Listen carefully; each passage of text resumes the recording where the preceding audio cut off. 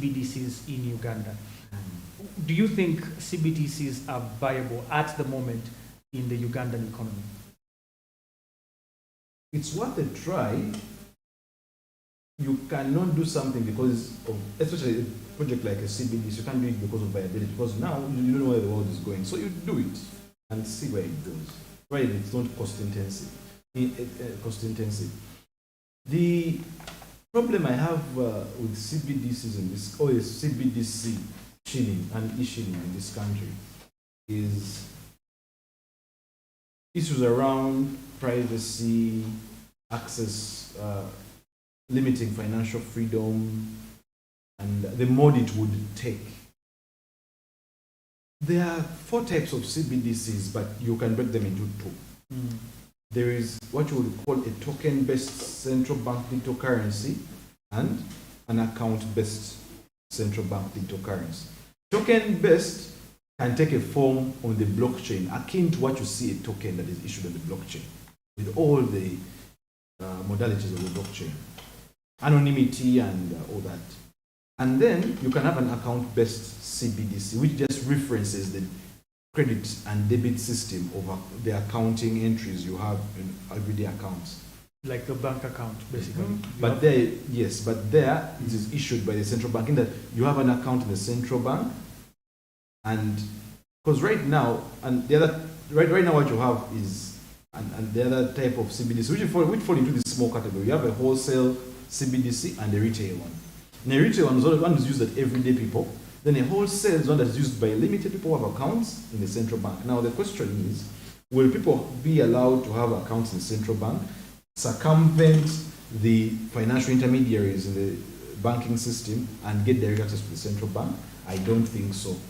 If you read the IMF papers, they tend to recommend an account-based CBDC. They say that the laws are not yet adequately developed to have an account, a token-based CBDC, which I think is a bad excuse, just a convenient excuse. Maybe to just understand a little bit, when you talk about token-based and then account-based, you're looking at, for example, the e-Naira.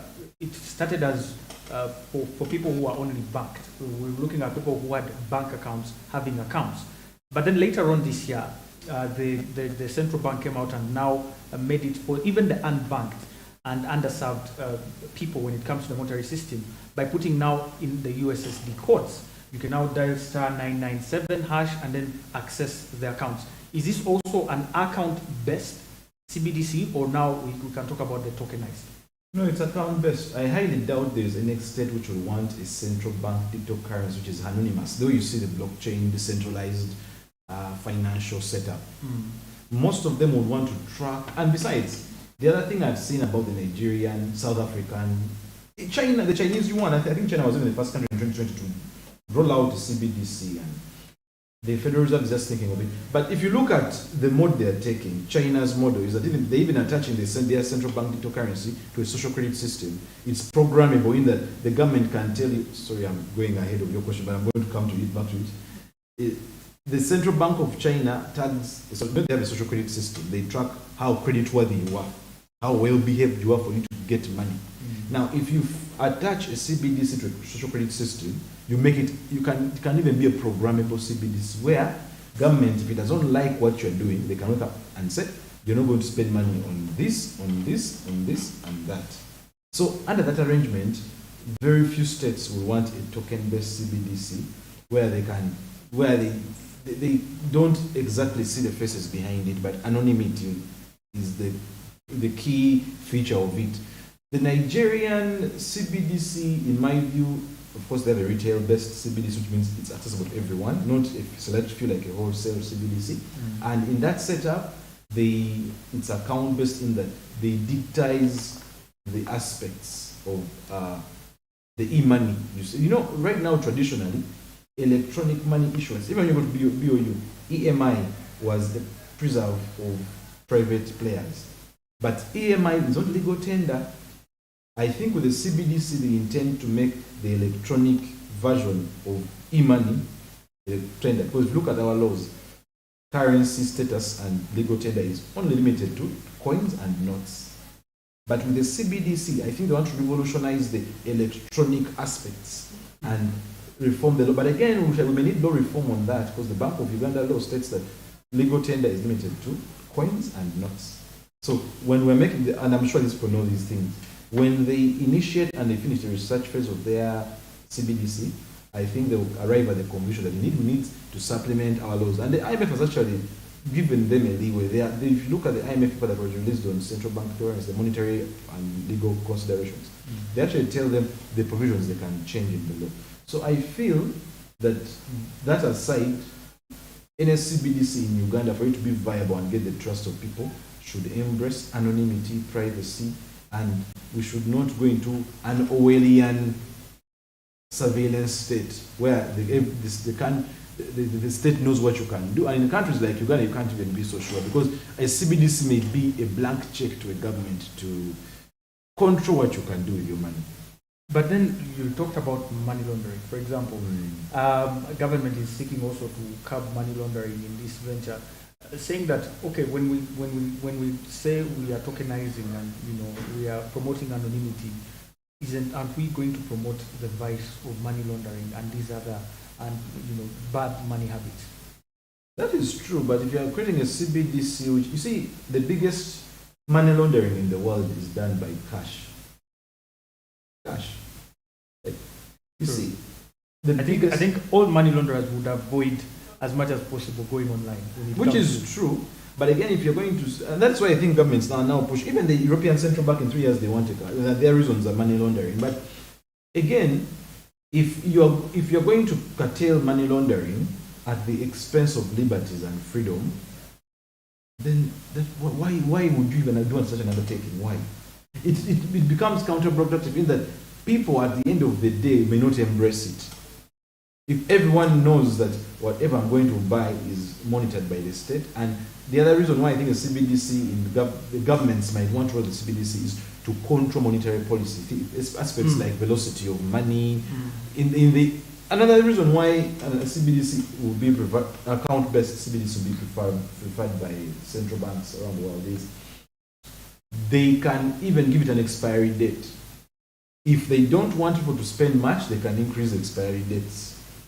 If they want people to spend very fast, they can say this money can be wiped out of your accounts in a span of 4 days. So you increase the velocity of money and monetary policy consideration. So it makes enforcement of monetary policy one of the functions and intentions of an account-based CBDC is that it can easily make the implementation of monetary policy very easy without all these other considerations of not knowing. But again, because even when you get a USSD code function and you're telling people downtown or in the villages to use it, if some people realize that they're being tracked all the time, they might not wish to use it.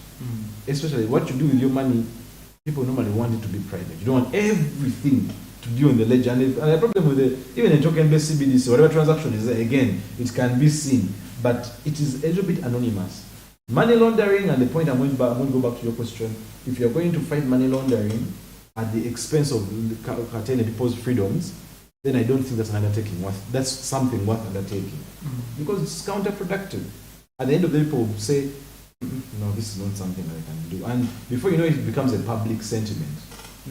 Yeah. Our payment system in Uganda is really lagged behind. When you look at the world now, they're going way fast. We had something, the credit cards didn't work out. We've struggled really. Mobile money really came also a little bit late as well.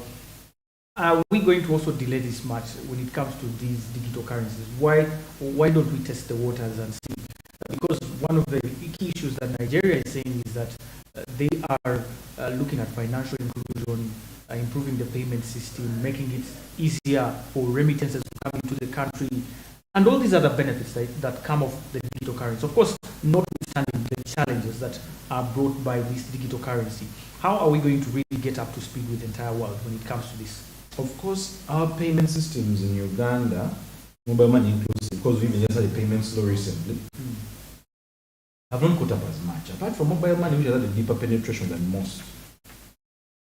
When it comes to embracing, because like I've already told you, anyone with an EMI license does not have the ability to issue it. That's not legal tender. The EMI or electronic money issuance in Uganda has been left to yes, and electronic money is a representation of legal tender of real physical hard cash and coins, or an equivalent deposit in a bank somewhere. Isn't it a duplication when you talk about electronic money, mobile money? Because when I'm also sending money on mobile money, I'm not touching. I feel like it's electronic, right? No, it's would we call that electronic? It's electronic representation of legal tender, which is the notes. Okay, so it's not. So mobile money in itself is not a legal tender. It's not legal tender. But central bank digital currencies are legal. They could be legal tender, or they could be. Or they can. When you change the law and you actually issue it as a central bank and you give it to the central banks to give it out as legal tender, it can be legal tender. At present, let me give you a good example. When you put money in a bank, that money, it's not money, that's a deposit. And if you go under your Financial Institutions Act, the word deposit is not even defined. But when you go to the balance sheets of the banks that keep your deposits, they reference it as a liability to the bank. In other words, they are promises to pay you money. When you actually go to a bank and you put your money, your deposit, it's not money anymore, it ceases to be. It's an accounting entry in terms of a liability and an asset. Get? So what happens right now, if that bank goes insolvent, you can lose some of that money, and only up to 10 million is guaranteed by the Deposit Protection Fund.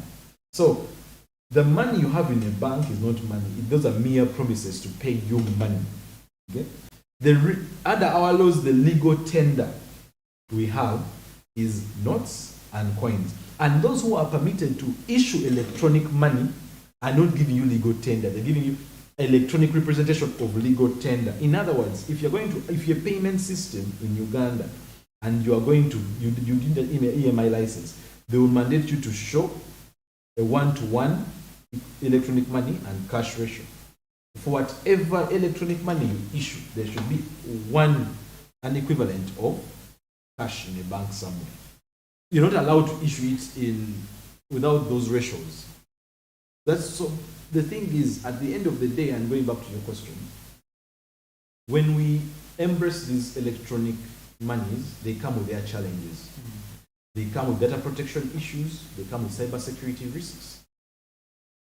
And I can agree with you. Already, what you're seeing, you look at it this way. The biggest challenge we have had in the mobile money sector hacks to do with social engineering, where someone gets private information about you, pretends to know you, and somehow you give him your passwords and he accesses your money. The others are outright hacks, where insider information, someone gets to know that we have deposits in Stanbic Bank, and he plays around with the system and they hack you through those money mules and systems that are not really adequately protected. So a CBDC has the potential to give us faster payments channels, but it also has a downside in that it can curtail people's freedoms. It can be used as a tool of control. It has data protection issues.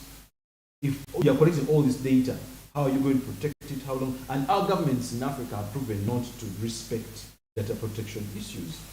There is a convention, an African Union Convention on Cybersecurity and Data Protection, that was ratified by only one East African state, and that's Rwanda.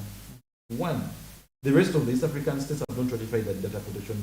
And on the continental stage, only 13 out of 54 countries have ratified that. So if you have countries that have not ratified data protection conventions and they're going to roll out the CBDC, how sure can we be that they will indeed respect people's privacy when it comes to spending that illegal tender in electronic form?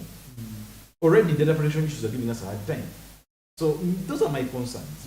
But at the end of the day, it's something worth doing, because personally, I'm in for a token-based CBDC. I don't like an account-based CBDC because it's not doing anything new. It's just giving legal tender status to electronic money. That's exactly what I also wanted to get to draw a line between what we currently have and what the CBDC really has to bring into play. Because if I still have money on an account, and I'm sending this money, I'm receiving this money, there are no incentives. There's nothing really to attract me to use the CBDC rather than the normal account I'm having. So what are those new, what is that new aspect that actually the tokenized or the token-based accounts or the CBDCs can actually bring on board? The new thing, and you see when you read the papers, or the paper on legal and monetary reform that the IMF issued to member countries on the direction they should take with their central bank digital currencies, they tend to conclude that please don't go in for a token-based CBDC. Why? There is no long track legal history. This, I think it's a wrong thing. If that were true, why are cryptocurrencies succeeding? Because the cryptocurrencies are tokens. These are tokens, blockchain somewhere that are being minted with a lot of energy to give to people and proof of work, all that. The new thing that token-based CBDCs introduced is an aspect of course, they are competing with cryptocurrencies. And the whole reason why we are even having this whole central bank cryptocurrency debate is because of the success of Bitcoin and other cryptocurrencies. Is it the success or rather the downfall? Because no, we are witnessing, I think, unprecedented times when it comes to cryptocurrency. Look at coins like, not coins, the FTX exchange collapsing, Bitcoin going below the 20,000 mark now for almost a whole year, people making millions of losses of US dollars on the market. Don't you think this is what the tokenized or token-based central bank digital currency would actually cause, that kind of volatility and insecurity on the money? No, you see, the wallet, the central bank would have a wallet. And the central bank can come in to stabilize that token-based CBDC if it chooses to. And I thought the entire concept of the token-based is privacy. Yes. Yes. They will not There's know. no intervention. They can see transactions going on, but it's not so easy to attach them to a face. Okay. You get? Okay. But they know the transaction. So if they see the value is going up, if their wallet has more CBDCs than is in supply, if they feel they want to put down the price, and they can mint more CBDCs and put the price down or up, they will be that the control mechanisms can be there on the blockchain if they choose to use the blockchain. One thing the cryptocurrencies have done, and thank God for this, is that they have helped humanity ask fundamental questions on what is money, why is money there, and why does it exist. Money initially was introduced, and I think money is the biggest illusion that man has invented. Because now, money was invented to cure something called coincidence of wants. We didn't want to waste time running around looking for who wants my shirt to give him my necktie. But if you have that third intermediary good that you and I want, at any time, I can give it to you, give me your shirt, I'll give you any. Initially, money was a private function, but initially, money was not a function of the state. It was money as a function of the state was usurped because of the instability associated with very many gold miners who had gold depositories that created a lot of instability. So they're all issuing their private receipts to show that this receipt shows the amount of gold you have in my depository somewhere. So the central banks come and usurp that decentralized function. Now, blockchain and the Bitcoin showed people that it took back people to the basics of money. So when you see the government's coming up with a central bank digital currency, I think they're responding to the evolution of money in our time. The only problem is, I think, and I've told people this very many times, is if we are not very careful with this technology age, it may usher us into an Orwellian, totalitarian surveillance state, where the state knows everything about you. No one would want to go to China and actually use that e-yuan, because it literally limits all your fundamental liberties as a person. But that's just a bigger discussion we can have. I'm not trying to say the CBDC is a bad idea, not necessarily. If it depends on how it can be done, how it can be executed. Any idea is good until you look at the execution. What I'm waiting for on the side of the central bank is the detailed report on the direction they want to take with the CBDC. Only that our mainstream media don't give this so much attention.